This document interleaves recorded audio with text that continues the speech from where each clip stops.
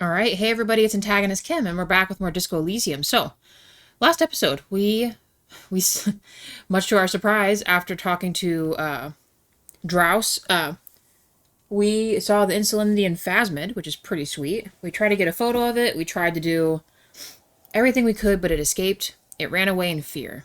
That's okay. As long as Kim validated us seeing it, then we're not crazy, I guess. We went back to the mainland because we left Drouse. He's kind of in a state of medical emergency. So Kim and I are back on the mainland to get him help and get him started with his process because he was, in fact, the sniper. And we were met up with our posse. The guy with the kid by the Feld building is apparently like a psychoanalyst, a part of our team that we hired along with Jean and, oh boy, let me see if I can find her name. Judith. Judith Minot. And then Trant, Hirostam, and Jean, Viccumer.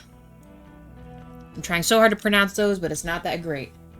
And anyway, we talked to them about all of our accomplishments, and Jean was pretty skeptical about whether or not we were drunk the whole time. Kim validated us and said, nah, he's been actually doing pretty good.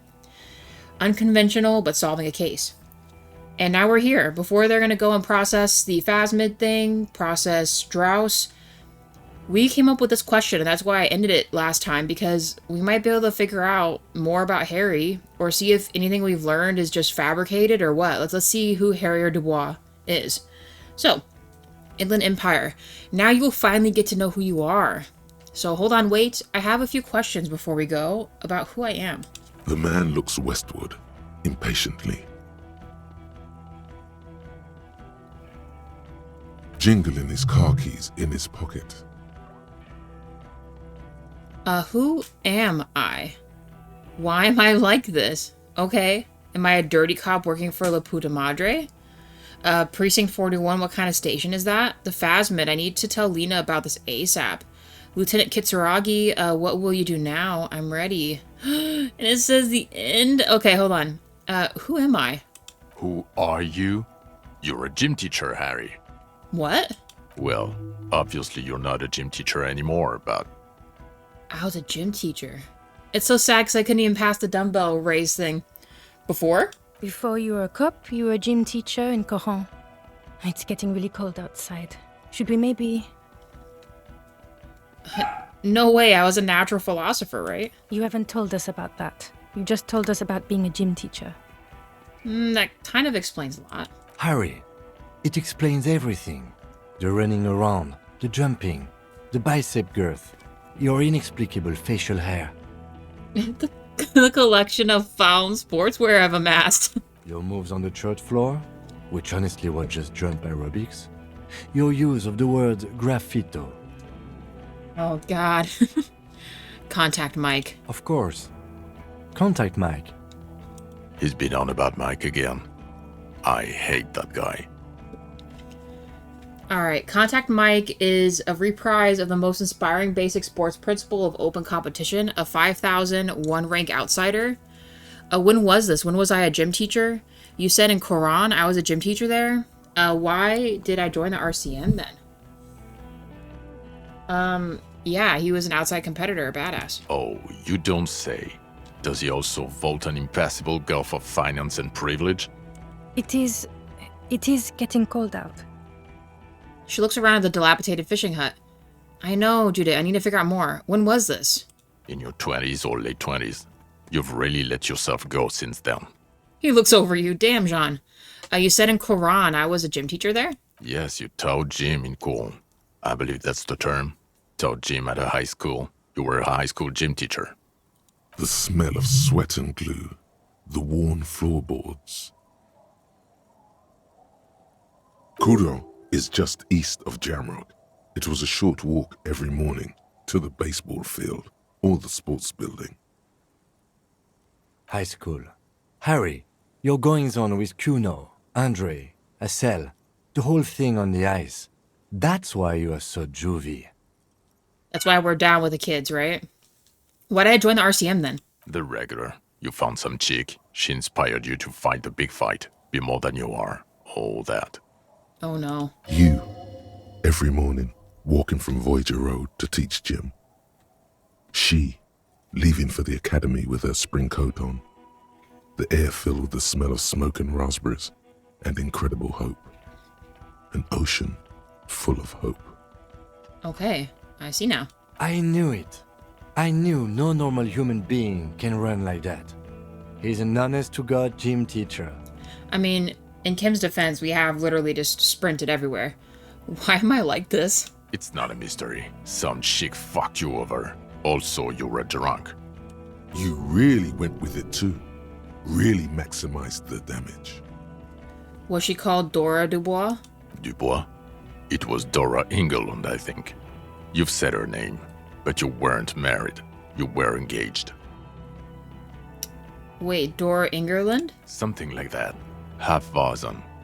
Vasa is where beautifully and impossibly blonde people come from. So we weren't married then. No one is married anymore. This is Revachol. When was this? God, I don't know. 6 years ago? She was way before my time. 6 years and you haven't gotten over it. What the hell is wrong with you? 6 years? It couldn't have been 6, 3. Let's go with 3. 6 years. Yeah. Or 7. You're not doing too good there. It's an old man thing. 2 old years equals 1 normal year. That and Dora Engelund really tore you a new one. A big one. Who was she? Incredibly bangable. No, I meant, what did she do? She was incredibly fuckable. A beautiful bourgeois woman. Wayfish. Like a Welkin, basically. Like a Fey folk? Snow Welkin. Blonde Welkin. Heartbreak Welkin. Yikes. Pain Welkin.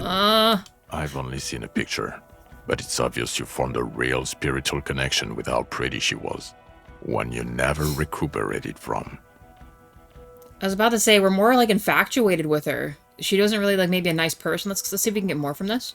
Look, the sun is about to go down. It's time to go. I think she taught in the Académie des Arts, east of the river. Way east. Hard to say which came first, the middle-class chick or the drink. Egg and the chicken kind of thing. My point is, you need to see a psychiatrist about this shit. Not a psychologist. Several degrees harder. Is there something harder than a psychiatrist? A forensic psychiatrist? Go talk to that. He pauses to think. In other words, he's heard enough about this.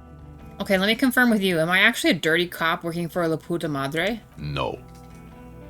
No, because the suspect seemed to think that. You're too unstable to work for a mob boss. You're suicidal, Harry. No mob boss would take you. Well, that's kind of a relief. I assure you, I wouldn't consult for a corrupt unit. He would immediately backpedal out of it. I told you it's not that bad. Alright, in Precinct 41, what kind of station is it? Us? We're the bloody murder station, haven't you heard? We're the bad guys. No one likes us. That's not true. Jamrock is too big for one precinct. You're just understaffed. And everyone respects the 41st. You have Captain Price. Thank you, Lieutenant. You're being kind. It is an understaffed station and the district is too big, which is why we need to... Tilta said northward. Get back to it. We left Torson and McLean to run the Sea Wing. It's not good. Torson and McLean? Mac the Torso Torson and Chester McLean. They're not fit to run a wing. Believe me. Things are shaky as it is. They are damn iconic though, Torson and McLean. An iconic duo, I take it? Yeah, not like us. Two clinically depressed old men. Where's the contrast here? We are garbage. Right, and the Sea Wing is... God. There are 4 wings, Harry. A, B, C, and D. We're in C. It's made of losers and clock punchers. You and I reconceptualized it as a task force. It was a mistake. There's also a lot of outside help involved, not only me. Other losers too. Nice. He's anything but a loser. Although he would like to be seen as one. It's cooler that way. It's cool to be in the in crowd, right? And Price is... Ptolemy Price? He's the son of the old Price, one of the founders of the RCM. He's one of the most highly regarded men in the force. You're lucky. Okay. Somewhere under the curved roof of a former silk factory shaped like a ladybird with 2 chimneys, Police Captain Ptolemy Price sits behind a heavy wooden desk. Resident medic Nix Gottlieb pours him coffee. It's silent in the captain's office. They speak of change, the city, the tension on the streets. They speak of the events of April and the blood on the streets in May. Did we recently shoot up a church by any chance? So he remembers that. Yes, there may have been a raid on some churches. It wasn't good press. Shooting up churches never is.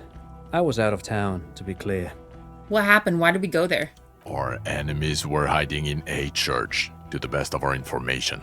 That's it. I'm not talking about this anymore. Your security clearance is shit tier right now. You have to wait for it to go up. He means it. The RCM and its enemies will not be discussed on this coast. Okay. Your clearance will not go up while you're within earshot of the Union headquarters. That makes sense. So I work in the bloody murder station? Okay, it's not the bloody murder station. It's an old converted silk mill with green desk lamps and a coffee corner. A lot of good people work there, hard, every day. Jamrock is the largest ghetto in Rivershoal. Faubourg, technically, but it's divided into 11 districts. Jamrock only has us. The press will blow over. Jamrock is lucky to have you, and it's often considered to be the greatest of the districts. You're lucky to have it. Thank you again, Lieutenant. I'm the Phasmid. Listen, I need to talk to Lena like ASAP. Who is Lena? She lives at 1113 Tabernacle Road in Jamrock, remember? She's a cryptozoologist. She actually lives in Jamrock on Tabernacle Road. She told me about this Phasmid. Tabernacle? It's on the way over. Near where you live on Perdition. She looks at Victor Mer. Fine, if we're gonna drop you off anyway. She and her husband were conducting the search for the Phasmid. It's their discovery, in part. They should know as soon as possible, even if we didn't get a photo. She is going to be over the moon. Right? I was about to say, I know we didn't take on their initial, continuing the investigation because we kind of had a lot on our plate, but I'm glad we get to tell them. I was worried we wouldn't be able to because we didn't accept it. Lieutenant Kitsuragi, what will you do now? Well, first I will go back to my station and write the most detailed report anyone has ever seen. It will have to be good to cover all these. Then I will have a serious talk with my captain. About what? Detective, we just stopped a small-scale war. Something is happening to Revachol. He pulls up his collar and looks around, the cold spring light reflected in the lenses of his glasses. I don't know what yet, but it's going to be a hard spring for the RCM. We need to get ready, infiltrate, investigate. And you want to do that at Station 41? Man, he's going to join us? Talk to Captain Price? I'd rather not ruffle the feathers of 2 captains with my doom-mongering. No, Kim. I meant investigate, come work in Precinct 41. Work with Price? I'm flattered, but I don't know if I... A crooked smile quivers on his lips. Would fit in. And crazy enough. Can take the stress. He doesn't know how to finish the sentence. This truly came as a surprise to him. Not a bad one, but he's at a loss. Flattered? You're Lieutenant Kitsuragi. We would be flattered if you even considered. Right? Jean's on board, baby. Let's do this. I would have to tie things up in GRIH first. But, I mean, whatever is coming, Jamrock will be more central to it than the harbor. Lieutenant turns very serious all of a sudden. And we also have a huge caseload, Lieutenant. Piles that we need to get back to. Mountains, even. I do like the sound of that. Recruit Detective Kim Kitsuragi. We got a little thing for that. Precinct 57's finest. Oh my god. That's awesome. We just got a little achievement there. I do like the sound of that. He returns her smile. Oh, we got Kim now. He's really considering it. Oh my god. Oh god, is this gonna be the end of the game? I don't know, guys. I'm ready. This is the end. Good. She looks at you, then Vicmer. Fuck it, let's go. Trump brought his motor carriage. It's a 20-minute drive to Jamrock. Holy shit, the man points down the street. The great district hums in the slowly falling snow. A chessboard of wooden houses, 80,000 living souls, and chimney stacks. Fire traps as far as the eye can see. From Main Street to Precinct 41, to Boogie Street, forking into the white horizon. You close your eyes and hear the dogs bark. A lone woman sits by a factory window, dreaming of meteorite strikes. On Rue de Saint-Jérôme, a square bullet slides into a square-shaped chamber. In Old South, a man without eyelids smiles. Spring has come. It's time. Oh no. Damn, guys. So, is what they're explaining here maybe like future cases? Are they gonna make another disco, guys? And that's what it kind of sounds like. Like you're... Like Harry is like internalizing like future things or something. Or this is a huge metaphor for something else and I'm just not catching it, but that's what it sounds like to me. Dawson?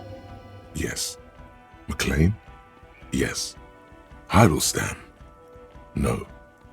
Vicmere? Yes. Dubois? Of course. Really? Nix Gottlieb looks up from the list. I hear he's unstable. You say that like it's a bad thing. Captain Ptolemy Price gestures with a ballpoint pen. It's dim in the office, and the curtains are drawn. Harry's our man. He'll pull through. When he does, he'll side with the RCM. Understood. Gottlieb returns to the list. Minot? Of course. That's awesome. So our own captain, the big guy in the big chair has our back too. Hell yeah, dude. Wonderful. Then can we please just go back to Jamrock now? Look at the button, guys. Oh my gosh. Here we go.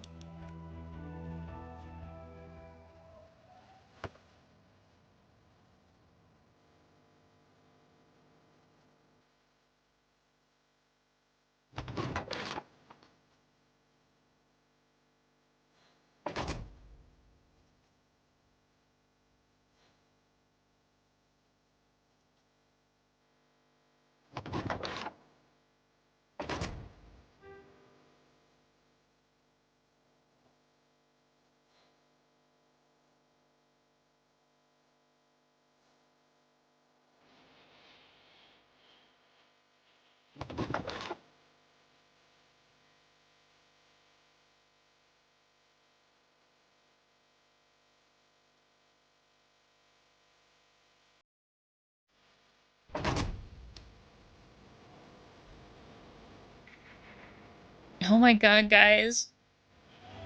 We made it to the end of this game. What a freaking ride. In an 18-minute... this will be like the final recap, I guess. Holy cow, 18 minutes, huh? We'll see if we can make it to 20. But guys, this was such an incredible game. Definitely unexpected for sure. I think it's just easier to start with all the likes. I mean, obviously all the characters are incredibly well written. I love the whole, like, amnesia craziness of just trying to deduce, like, your own self along with the murder and everything else. In the beginning, I'm not gonna lie, it felt kind of overwhelming, where it's like a whole laundry list and you just keep getting more and more stuff, but I'm glad we got the list down to as much as we could. I think the only thing we had left was getting the boots off of the body of the Lynch guy, which if I had known, thought I could even do that. We already sent him to the morgue, so... But other than that, I think we detailed everything else out, which is great.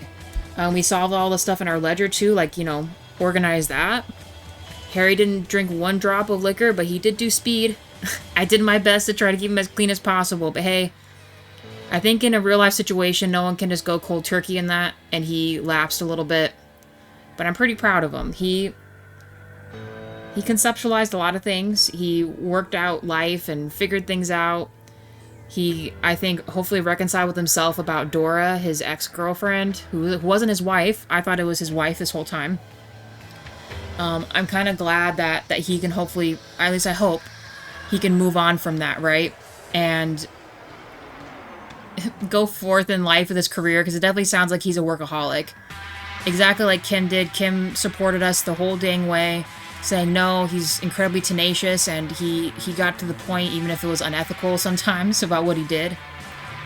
I loved the internal monologue itself. Incredibly cool to kind of like see the thought process actually play out, because this is kind of what happens in our heads right now. Like, you know what I mean? Like, this is what we go through every day. But I mean, maybe some people's voices talk back, but I mean, you know. So incredible that you're having that exchange with yourself mentally to decide a dilemma, to say, you know what, boss, my gut's saying not to do it, or drama was in on it, electrochemistry. No, just go for it, dude. You know, like that fight or flight situation was incredibly well thought out for this. I liked having those kind of tough choices. I always say it and I always go back to it, but man, Kim, I love Kim so much. She's an incredible character. I was glad to kind of see him grow with me and with Harry, right? Because he in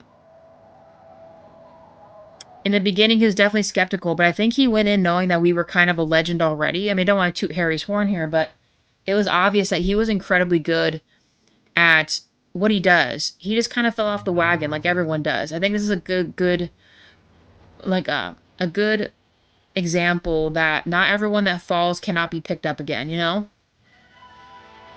Gosh, what else? I love the fight between Everard and the Wild Pines group. I love the mercenaries and how they played out. I liked Claude. I liked Titus. I was sad that Titus couldn't make it. I'm almost certain his was played out to maybe he wouldn't live.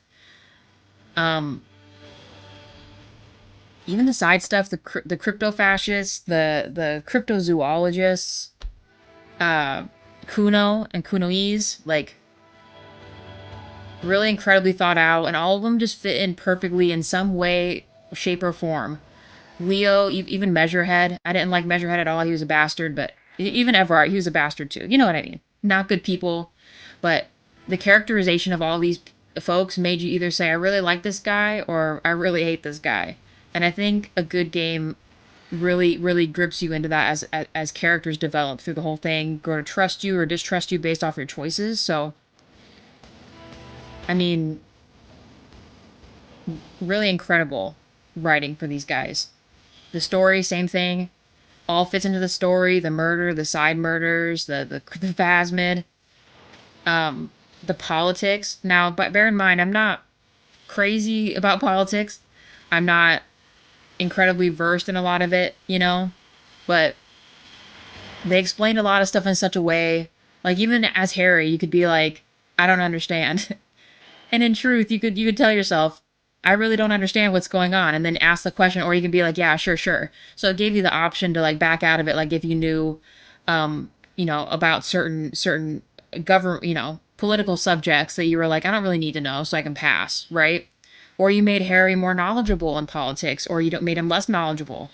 So it was nice to be able to have that option to kind of learn as you go, or at least refresh yourself, right? The artwork was cool. I'm glad we got Harry to take the creep smile off, although I thought it was kind of funny. I'm sad I couldn't get Lillian out on a date. That's okay. Um, I loved the interact items. I loved all the books, like even the books, the board game that we played. Small items that are just like the icing on the cake, the little cherry on top of really good, really incredibly detailed like sub characters in the novels, your case files, Dora, the phone call you had, the fact that you associated Dora with Dolores Day, that makes a lot more sense now. And that any image of Dolores Day was like hurting you. You didn't really know why until you had your dream. I think the only thing that kind of really threw me off is I wasn't expecting the killer, that Drowse, to be the guy. I mean, I guess this whole game has a lot of political intrigue, so it makes a lot of sense that maybe the end was just politically driven, right? And that's what brought about this whole thing. It wasn't just the the strike and Wild Pines. It was also a class struggle between the moral intern, capitalist ways to, we had more of a socialist look at things. The strikers, scabs as you would call them. You saw that dichotomy, and they both gave like their points equally as to why one or the other is better or worse than the other. And kind of like what I said earlier when we first started getting into the game, even Everard, you can preach so many things about politics, but both of them have a lot of evil in them that is easily corruptible and unfortunately takes advantage of the lower individuals of this common citizen, right? So I thought that as well was very well done. The pawn shop, Roy was cool. T-shirt guy. Uh, Even the pale woman, the lorry driver, talking to Ruby was really cool. I thought the whole mind bending static thing was really, really interesting. Uh, Cindy the Skull. I wish we could have played more into Cindy, like learn a little more. I thought that certain parts of the game would let you into places because you kind of like sensed that it could, but then you never got to it. So I don't know if there was other checks we could have made that would have led us to like open that top bar door at the very like top of the balcony by Cindy the Skull's room. Kind of like noticing the sewers, but not really seeing where we can go with the sewers. I know they maybe were just hinting that hey, someone's walking in the sewers, which was obviously Drows, but I don't know. I guess small stuff like that, And let's see. I mean, what have I not covered? Oh, solving the murder. That was really cool that you like walk through each of the crime scenes, right?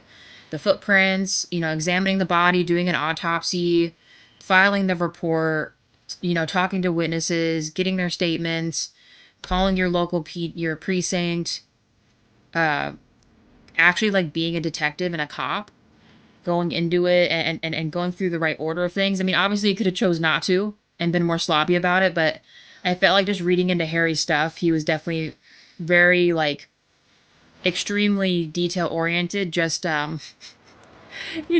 just Harry, right? What can I say? It's just Harry, right? Um oh, they had a stress relief dog named Ziggy. That's cute.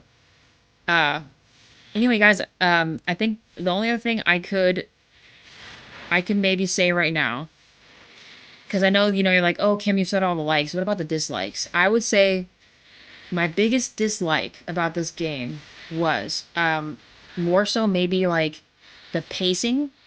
Pacing as in you needed so much XP to unlock other dialogue options. That kind of hiccuped me quite a bit where I had to kind of do a save scum thing on a few episodes, which I didn't like.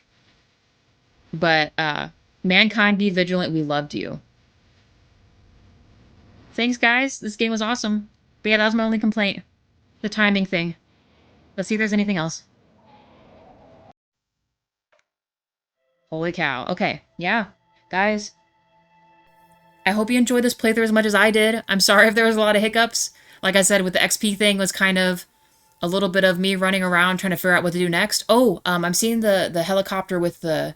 I like the millionaire guy too. The crypto millionaire. We actually convinced him that we had a business offer, and we got a little bit of scratch from that. And the Ravers, Suna, so many characters. I'm missing people.